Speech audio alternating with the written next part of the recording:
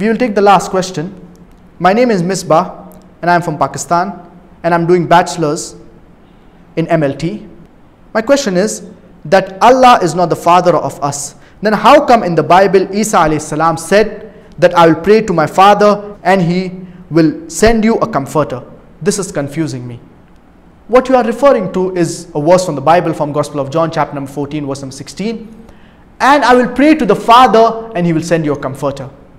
Whenever in the Bible Jesus Christ, peace be upon him, uses the word Father, it refers to Almighty God. He is referring to Almighty God.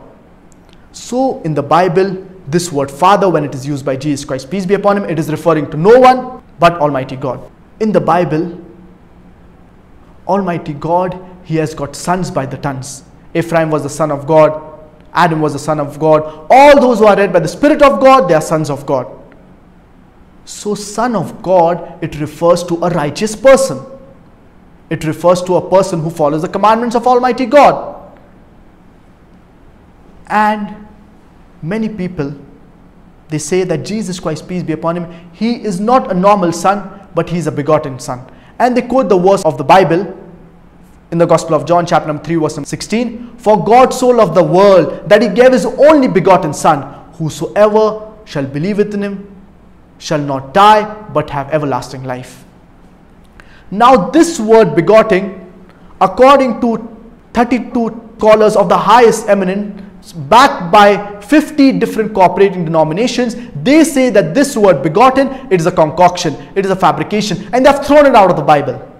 That's the reason in the glorious Quran, there are no less than 99 names and attributes of Allah subhanahu wa ta'ala that are mentioned in the glorious Quran and in the authentic Hadith. But Allah subhanahu wa ta'ala took utmost precaution not to use the word father, that is ab in Arabic, because he knew that people, they would misunderstand this word and they would misuse it.